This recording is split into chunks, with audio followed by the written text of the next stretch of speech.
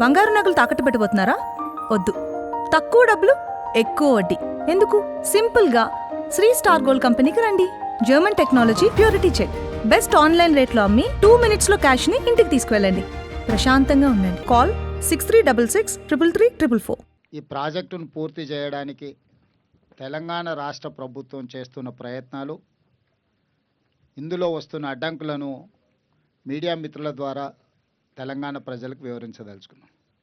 ప్రధానంగా ఈ ప్రాజెక్టు 30 TMCలు 3 లక్షల ఎకరాలకు సాగునీరు, నల్గొండ జిల్లా ప్రజలకు 30 లక్షల మందికి తాగునీరును అందించాలని 1983లో మంజూరు చేయడం జరిగింది.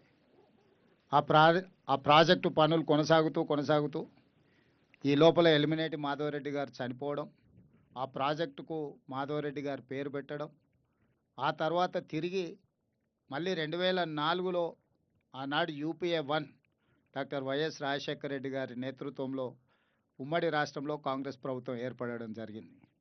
83లో మంజూరైన ప్రాజెక్టు 2004 వరకు దాదాపు 20 సంవత్సరాలు పూర్తయిన ప్రాజెక్టు పూర్తి కాకపోవడం వల్ల నల్గొండ జిల్లా ప్రజాప్రతినిధులు ఆనాడు పోతిరెడ్డిపాడు విస్తరణ, పులిచింతల ప్రాజెక్టు నిర్మాణాల గురించి ప్రభుత్వంలో చర్చ జరుగుతున్నప్పుడు నల్గొండ జిల్లా ప్రజాప్రతినిధులు అందరూ కలిసి ఆనాటి ముఖ్యమంత్రి రాజశేఖర రెడ్డి గారి దగ్గర పోయి గట్టిగా కూర్చొని వాదించి ఈ SLBC టన్నెల్ 1, టన్నెల్ 2 వీటన్నిటిని కూడా మంజూరు చేయించుకోవడం జరిగింది.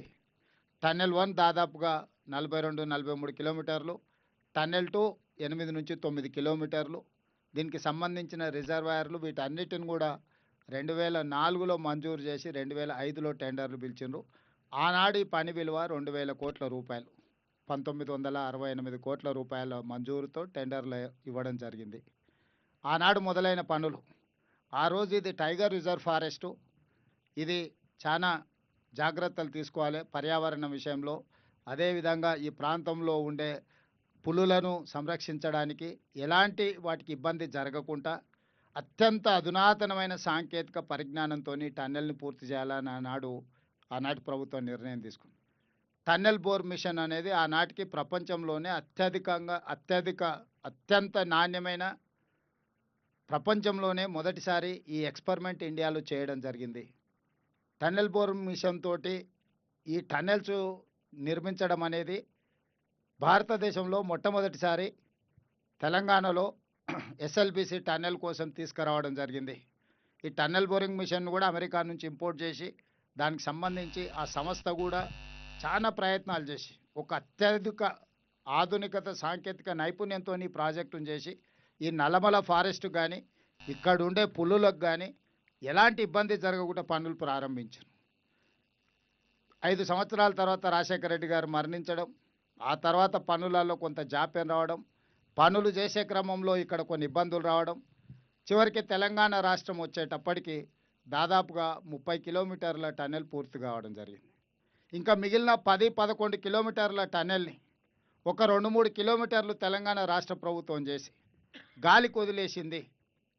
వాస్తవంగా ఉమ్మడి 10 సంవత్సరాలలో 2004-5లో మొదలుపెట్టిన ప్రాజెక్టు 2014 వరకు దాదాపుగా 25-30 కిలోమీటర్ల మధ్యలో టన్నెల్ను పూర్తి చేస్తే, తెలంగాణ రాష్ట్రం వచ్చిన తర్వాత చంద్రశేఖరరావు గారు 10 సంవత్సరాలు ముఖ్యమంత్రిగా ఉండి కనీసం 10 కిలోమీటర్ల టన్నెల్ను కూడా పూర్తి చేయలేకపోయిండు. ఆనాడు నిజంగానే చంద్రశేఖరరావు గారు బీఆర్ఎస్ ప్రభుత్వం చిత్తశుద్ధితో పనిచేసి ఉంటే సంవత్సరానికి 1 కిలోమీటర్ కూడా ఈ టన్నెల్ పూర్తి చేసి ఉంటే ఎప్పుడో ఈ ప్రాజెక్టే పూర్తి అయిపోయి నల్గొండ జిల్లాకు ఫ్లోరైడే కాకుండా సాగునీరు, తాగునీరు అన్ని సమస్యలు పరిష్కారం అయి ఉండేవి. కానీ రాజకీయ దురుద్దేశంతో ఈ ప్రాజెక్టు పూర్తి చేస్తే కాంగ్రెస్ పార్టీకి పేరు వస్తుంది, నాకు పేరు రాకపోను కమిషన్లు కూడా రావడం లేదు అని చెప్పి హరీష్ రావు గారు, చంద్రశేఖరరావు గారు ఈ ప్రాజెక్టును పూర్తిగా పక్కన పడేసిండు. దాంతో తీరని అన్యాయం జరిగింది.